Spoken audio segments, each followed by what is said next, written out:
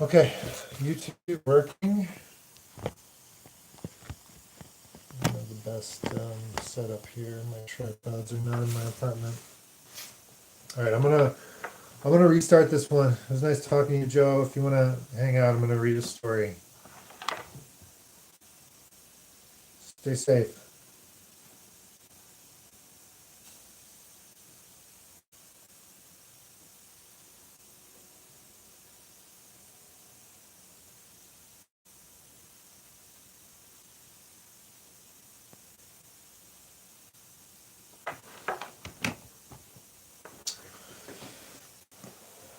All right, story time. Hope everyone's staying safe out there.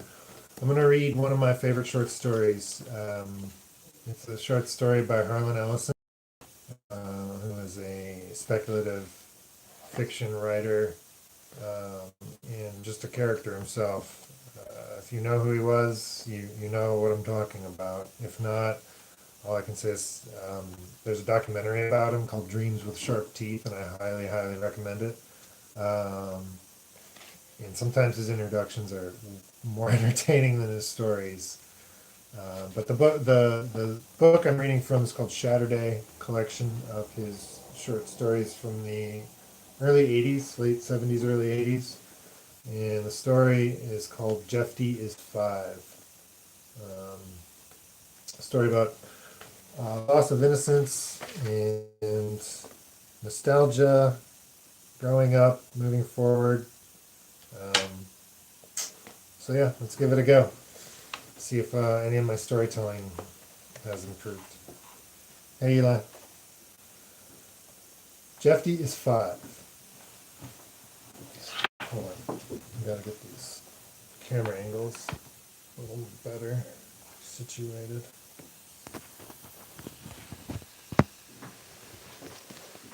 That works.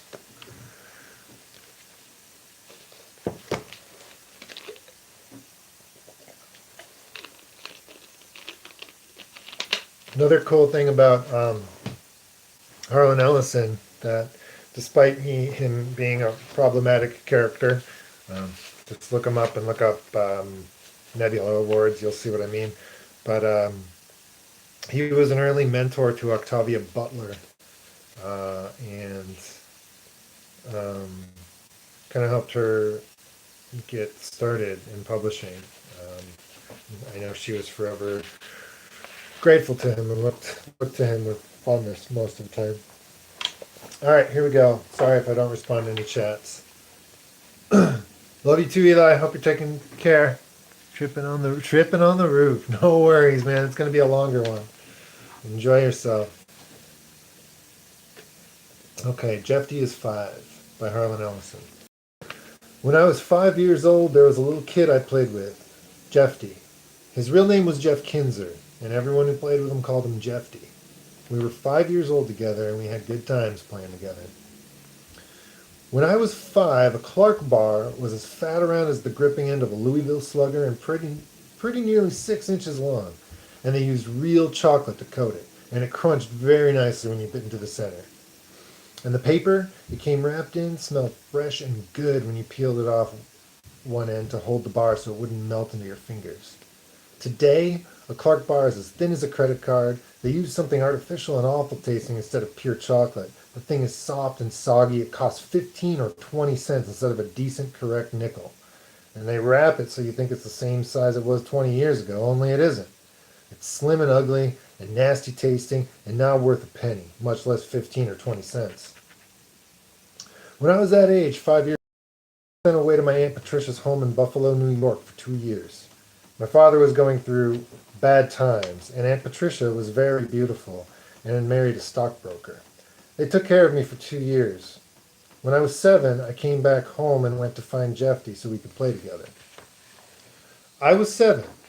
Jeffty was still 5. I didn't notice any difference. I didn't know. I was only 7.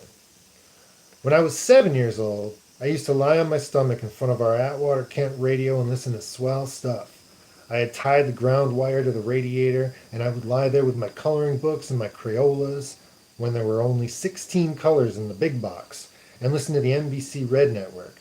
Jack Benny on the Jello program, Amos and Andy, Edgar Bergen, and Charlie McCarthy on the Chase and Sanborn program, One Man's Family First Nighter, the NBC Blue Network, Easy Aces, the Jurgens program with Walter Winchell, Information Please, Death Valley Days, and best of all, the Mutual Network with the Green Hornet, the Lone Ranger, the Shadow, and Quiet Please.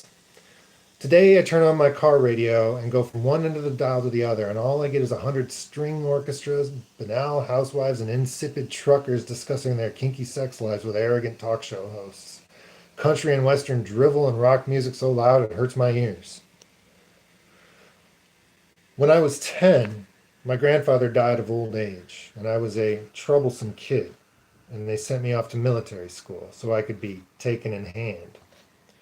I came back when I was 14. Jeffty was still 5. When I was 14 years old, I used to go to the movies on Saturday afternoons, and a matinee was 10 cents, and they used real butter on the popcorn.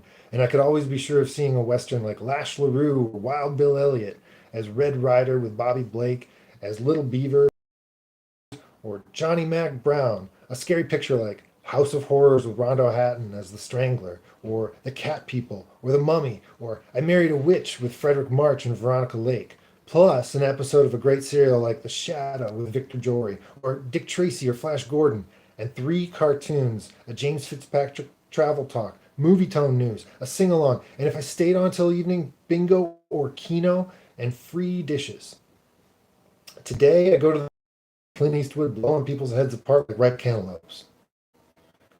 At 18, I went to college. Jeffy was still 5. I came back during the summers to work on my Uncle Joe's jewelry store. Jeffy hadn't changed. Now, I knew there was something different about him, something wrong, something weird. Jeffy was still 5 years old, not a day older. At 22, I came home for keeps to open a Sony television franchise in town, the first one. I saw Jeffy from time to time. He was 5. Things are better in a lot of ways. People don't die from some of the old diseases anymore. Cars go faster and get you there more quickly on better roads. Shirts are softer and silkier. We have paperback books, even though they cost as much as a good hardcover used to. When I'm running short in the bank, I can live off credit cards till things even out. But I still think we've lost a lot of good stuff. Did you know you can't buy linoleum anymore? Only vinyl floor covering? There's no such thing as oilcloth anymore. You'll never again smell that special sweet smell from your grandmother's kitchen. Furniture isn't made to last 30 years or longer because they took a survey and found out that young housemakers like to throw their furniture out and bring in all new, color-coded borax every 7 years. Records don't feel right. They're not as thick and solid like the old ones. They're thin and you can bend them. That doesn't seem right to me. Restaurants don't serve cream in pitchers anymore, just that artificial glop in little plastic tubs. And one is never enough to get a coffee the right color. You can make a dent in a car fender with only a sneaker. Everywhere you go, all the towns look the same, with Burger Kings and McDonald's and 7-Elevens and Taco Bells and motels and shopping centers. Things may be better, but why do I keep thinking about the past? What I mean by 5 years old is not that Jeffy was retarded. I don't think that's what it was. Smart as a whip for 5 years old, very bright, quick, cute, a funny kid. But he was 3 feet tall, small for his age, and perfectly formed. No big head, no strange jaw, none of that. A nice, normal-looking 5-year-old kid, except he was the same age as I was, 22. When he spoke, it was with the squeaking soprano voice of a 5-year-old. When he walked, it was with little hops and shuffles of a 5-year-old. When he talked to you, it was about the concerns of a 5-year-old. Comic books, playing soldier, using a clothespin to attach a stiff piece of cardboard to the front fork of his bike so the sound it made when he hit the spokes was like a motorboat. Asking questions like, why does that thing do that like that? How high is up? How old is old? Why is grass green? What's an elephant look like? At 22, he was 5. Jeffy's parents, they were a sad pair because I was still a friend of Jeffy's, still let him hang around with me. Sometimes took him to the country fair, miniature golf, or movies. I wound up spending time with them. Not that I much cared for them because they were so awfully depressing.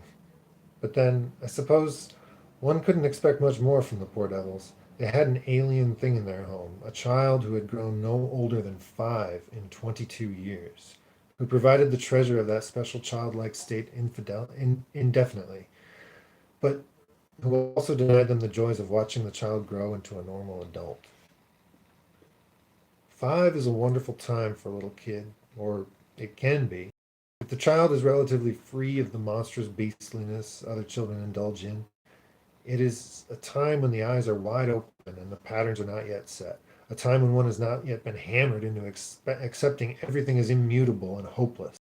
A time when the hands cannot do enough, the mind cannot learn enough, the world is infinite and colorful and filled with mysteries. 5 is a special time before they take the questing, unquenchable, quixotic soul of the young dreamer and thrust it into dreary schoolroom boxes. A time before they take the trembling hands that want to hold everything, touch everything, figure everything out, and make them lie still on desktops. A time before people begin saying, act your age and grow up, or you're behaving like a baby. It is a time when a child who acts adolescent is still cute and responsive and everyone's pet. A time of delight.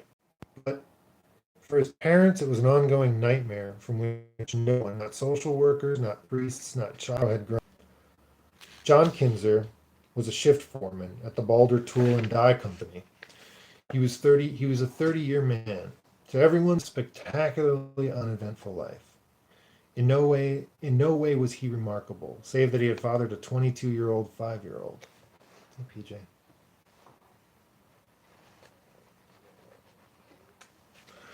John Kinzer was a small man, soft, with no sharp angles, with pale eyes that never seemed to hold mine for longer than a few seconds. He continually shifted in his chair during conversations and seemed to see things in the upper corners of the room, things no one else could see or wanted to see. I suppose the word that best suited him was haunted. What his life had become, well, haunted suited him. Leona Kinzer tried valiantly to compensate. No matter what hour of the day I visited, she always tried to foist food on me. And when Jeffty was in the house, she was always at him about eating. Honey, would you like an orange? A nice orange? Or a tangerine? I have tangerines. I could peel a tangerine for you. But there was clearly such fear in her, fear of her own child, that the offers of sustenance always had a faintly ominous tone. Leona Kinzer had been a tall woman, but the years had bent her. She seemed always to be seeking some area of walled, papered wall or storage niche into which she could fade, adopt some chintz or rose patterned productive coloration, and hide forever in plain sight of the child's big brown eyes. Pass her 100 times a day and never realize she was there, holding her breath invisible. She always had an apron tied around her waist, and her hands were red from cleaning, as if by maintaining the environment immaculately she could pay off her imagined sin, having given birth to this strange creature. Neither of them watched television very much. The house was usually dead silent. Not even the sibilant whispering of water in the pipes, the creaking of timbers settling, the humming of the refrigerator, awfully silent as if time itself had taken a detour around that house. As for Jeffty, he was inoffensive. He lived in that atmosphere of gentle dread and dulled loathing, and if he understood it, he never remarked in any way. He played, as a child plays, and seemed happy. But he must have sensed, in the way of how a 5-year-old, just how alien he was in their presence. Alien? No, that wasn't right. He was too human, if anything, but out of phase, out of sync with the world around him, and resonating to a different vibration than his parents. God knows. Nor would other children play with him. As they grew past him, they found him at first childish, then uninteresting, then simply frightening as their perceptions of aging became clear, and they could see he was not affected by time as they were. Even the little ones, his own age, who might wander into the neighborhood, quickly came to shy away from him like a dog in the street when a car backfires. Thus I remained his only friend, a friend of many years. 5 years, 22 years. I liked him more than I can say, and never knew exactly why, but I did, without reserve. But because we spent time together, I found I was also polite society, spending time with John and Leona Kinzer. Dinner, Saturday afternoons sometimes, an hour or so when I'd bring Jeffty back from a movie. They were grateful, slavishly so. It relieved them to the embarrassing chore of going out with him, having to pretend before the world that they were loving parents with perfectly normal, happy, attractive child. And their gratitude extended to hosting me. Hideous every moment of their depression. Hideous. I felt sorry for the poor devils, but I despised them for their inability to love Jeffty, who was eminently lovable. I never let on, of course, even during the evenings in their company that were awkward beyond belief. We would sit there in the darkening living room, always darker darkening, as if kept in shadow to hold back what the light might reveal to the world outside through the bright eyes of the house. We would sit silently, eat grapes. Fine, just fine, he would say. Finally, he would say finally, and we would sit in silence again. Would you like a nice piece of coffee cake? Leona would say. I made it fresh just this morning. Or deep dish green apple pie, or milk and Toll House cookies, or a brown Betty pudding. No, no. Thank you, Mrs. Kinzer. Jeffy and I grabbed a couple of cheeseburgers on the way home. And again, silence.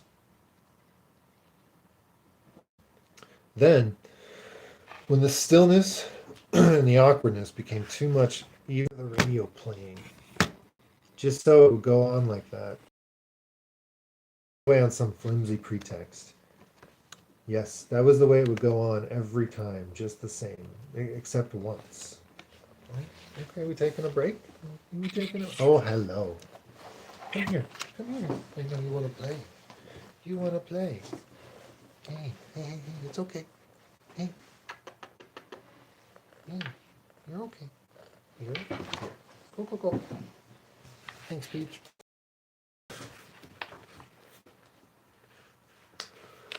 I don't know what to do anymore, Leona said.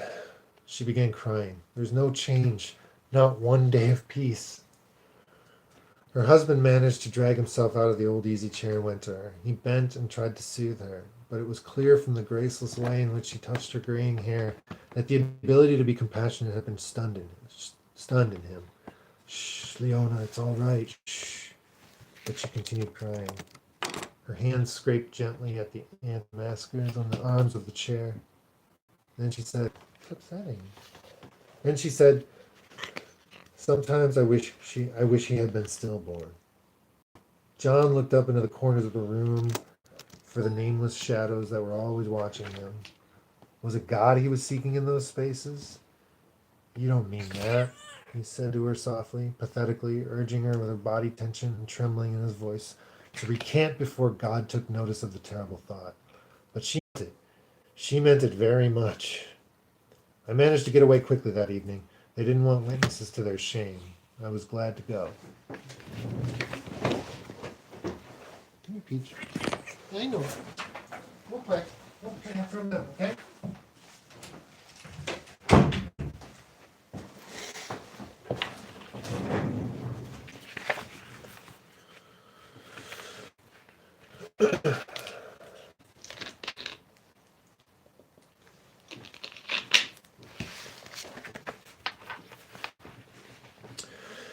And for a week, I stayed away. From them, from Jeffty, from their street, even from that end of town. I had my own life. The store, accounts, suppliers, conferences, poker with friends, pretty women I took to well-lit restaurants, my own parents, putting antifreeze in the car, complaining to the laundry about too much starch on the collars and cuffs, working out at the gym, taxes, catching Jan or David, whichever one it was, stealing from the cash register. I had my own life. But not even that evening could keep me from Jeffty. He called me at the store and asked me to take him to the rodeo. We chummed it up as best a 22-year-old with another with other interests could, with a 5-year-old. I never dwelled on what bound us together. I always thought it was simply the years. That, and affection for a kid who could have been the little brother I never had. Except I remembered when we had played together, when we had both been the same age. I came to take him to a double feature, and Things I should have noticed so many times before, I began to notice only that afternoon. I came walking up to the Kinzer house, expecting Jeffty to be sitting on the front porch steps or in the porch glider waiting for me, but he was nowhere in sight. Going inside into that darkness and silence, in the midst of May, then cupped my hands around my mouth and yelled, Jeffty! Hey, Jeffty! Come on out, let's go! We'll be late! Is it Donnie? I could hear him, but I couldn't see him. It was Jeffty, no question about it. As Donald H. Horton, president and sole owner of the Horton TV and Sound Center, no one but Jeffty called me Donnie. He had never called me anything else. Actually, it isn't a lie. I am, as far as the public is concerned, sole owner of the center. The partnership with my Aunt Patricia is only to repay the loan she made to me, to supplement the money I came into when I was 21, left to me when I was 10 by my grandfather. It wasn't a very big loan, only 18,000, but I asked her to be a silent partner because of when she had taken care of me as a child. Where are you, Jeffy? Under the porch in my secret place. I walked around the side of the porch and stooped down and pulled away the wicker grating. Back in there on the pressed dirt, Jeffy had built himself a secret place. He had comics and orange crates. He had a little table and some pillows. It was lit by big fat candles, and we used to hide there when we were both 5. What you up to? I asked, crawling in and pulling the great clothes behind me. It was cool under the porch, and the dirt smelled comfortable. There's never been a kid who didn't spend the happiest, most productive, deliciously mysterious times of his life in such a secret place. Playing, he said. He was holding something golden and round. It filled the palm of his little hand. You forget we were going to the movies? Nope, I was just waiting for you here. Your mom and dad home? Mama. I understood why he was waiting under the porch. I didn't push it any further. What have you got there? Captain Midnight's secret decoder badge, he said, showing it to me in his flattened palm. I realized I was looking at it without comprehending what it was for a long time. Then it dawned on me what a miracle Jeffy had in his hand. A miracle that simply could not exist. Jeffy, I said softly with wonder in my voice, where'd you get that? Came in the mail today. I sent away for it. It must have cost a lot of money. Not so much. 10 cents and 2 inner wax seals from 2 jars of Ovaltine. May I see it? My voice was trembling, and so was the hand I extended. He gave it to me, and I held the miracle in the palm of my hand. It was wonderful. You remember. Captain Midnight went on the radio nationwide in 1940.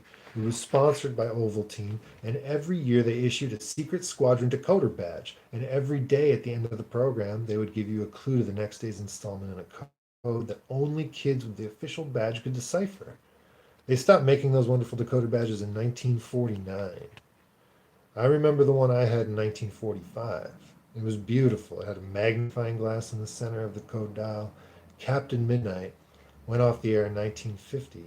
And though I understand it was a short-lived television series in the mid-50s, and though they issued decoder badges in 1955 and 56, as far as the real badges were concerned, they never made one in 1949.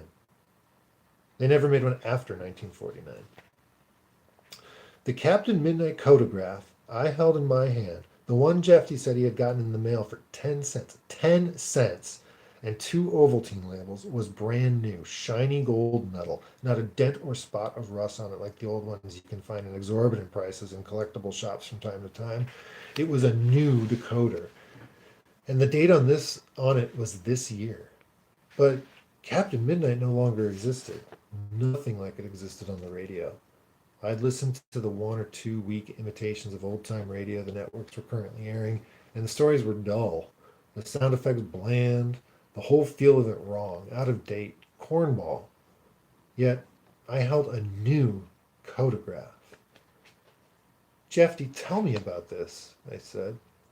Tell you what, Donnie, it's my secret decoder badge. I use it to figure out what's going to happen tomorrow. Tomorrow how? On the program. What program? He stared at me as if I was being purposely stupid. On Captain Midnight, boy. I was being dumb. I still couldn't get it straight.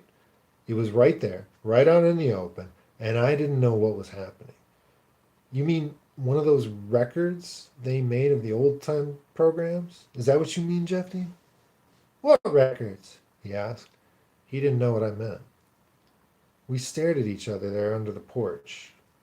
And then I said, very slowly, almost afraid of the answer, Jeffy, how do you hear Captain Midnight? Every day on the radio, on my radio, every day at 5:30. News, music, dumb music, and news. That's what was on the radio every day at 5:30, not Captain Midnight. The Secret Squadron hadn't been on the air in 20 years. Can we hear it tonight? I asked. Boy, he said.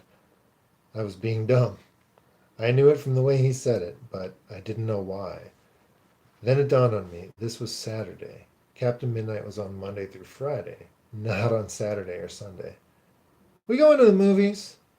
He had to repeat himself twice. My mind was somewhere else, nothing definite, no conclusions, no wild assumptions leapt to, just off somewhere trying to figure it out and concluding, as you would have concluded, as anyone would have concluded, rather than accepting the truth, the impossible and wonderful truth, just finally concluding there was a simple explanation I didn't yet perceive. Something mundane and dull, like the passage of time that steals all good old things from us, pack ratting trinkets and plastic in exchange, and all in the name of progress. We going to the movies, Donnie? You bet your boots we are, kiddo, I said, and I smiled, and I handed him the photograph. And he put it in his side pants pocket, and we crawled out from under the porch, and we went to the movies. And neither of us said anything about Captain Midnight all the rest of that day. And a 10-minute stretch all the rest of the day that I didn't think about it.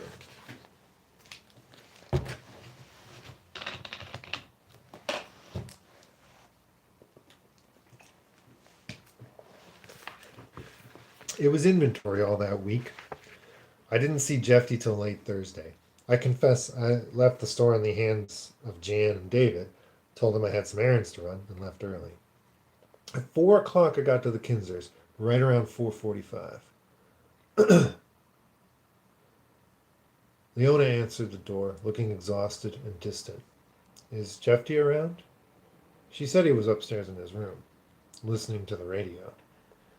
I climbed the stairs 2 at a time. All right. I had finally made that impossible and logical leap. Half the stretch of belief involved anyone but Jeffty, adult or child. I would have reasoned out more explicable answers. But it was Jeffty, clearly another kind of vessel of life, and what he might experience should not be expected to fit into the ordered scheme. I admit it, I wanted to hear what I heard. Even with the door closed, I recognized the program.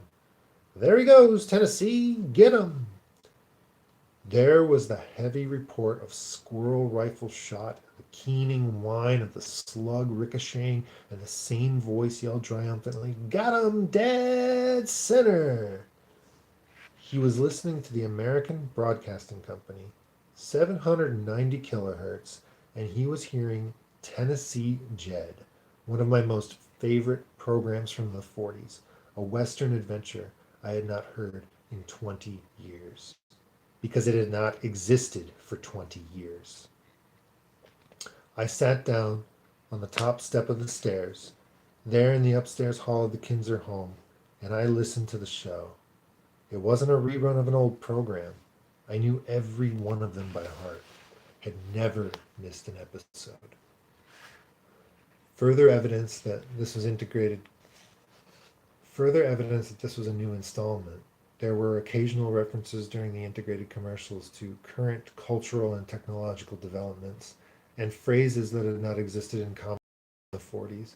Aerosol spray cans, lacerating of tattoos, Tanzania, the word uptight. I couldn't ignore it. Jeffy was listening to a new segment of Tennessee Jed. I ran downstairs and out the front door to my car. Leona must have been in the kitchen. I turned the key and punched on the radio and spun the dial to 790 kilohertz, the ABC station. Rock music. I sat there for a few moments, then ran the dial slowly from one end to the other. Music, news, talk shows. No Tennessee Jed. And it was a Blaupunkt, the best radio I could get. I wasn't missing some perimeter station. It simply was not there. After a few moments, I turned off the radio and the ignition, and I went back upstairs quietly. I sat down on the top step and listened to the entire program. It was wonderful, exciting, imaginative, filled with everything I remembered as being most innovative about radio drama. But it was modern. It wasn't an antique, rebroadcast to assuage the need of that dwindling listenership who longed for the old days. It was a new show, with all the old voices, but still young and bright. Even the commercials were currently available products. But they weren't as loud or as insulting as the screamer ads one heard on the radio these days. And when Tennessee Jed went off at 5 o'clock, I heard Jeffty spin the dial on his radio till I heard the familiar voice of the announcer, Glenn Riggs, proclaim, "Presenting Hop Harrigan, America's ace of the airwaves." There was the sound of an airplane in flight. It was a prop plane, not a jet. Not the sound of not not the sound kids today have grown up with, but the sound I grew up with. The real sound of an airplane. The growling, revving, throaty sound of the kind of airplanes G8 and his battle aces flew, the kind Captain Midnight flew, the kind Hop Harrigan flew, and then I heard Hop say, "CX4 calling control tower, CX4 calling control tower, standing by." A pause. Then, "Okay, this is Hop Harrigan, coming in." And Jeffty, who had the same problem all of us kids had in the 40s with programming that pitted equal favorites against one another on different stations, having paid his respects to Hop Harrigan and Tank Tinker, spun the dial and went back to ABC, where I heard the stroke of a gong, the wild cacophony of nonsense Chinese chatter, and the announcers yelling, "Terry and the Pirates!" I sat there on the top step and listened to Terry and Connie and Flip Corkin and, so help me God, Agnes Moorehead as the Dragon Lady. All of them in a new adventure that took place in a red China that had not existed in the days of Milton Caniff's 1937 version of the Orient. With river pirates and Chiang Kai-shek and warlords and the naive imperialism of American gunboat diplomacy. Sat and listened to the whole show, and sat even longer to hear Superman and part of Jack Armstrong, the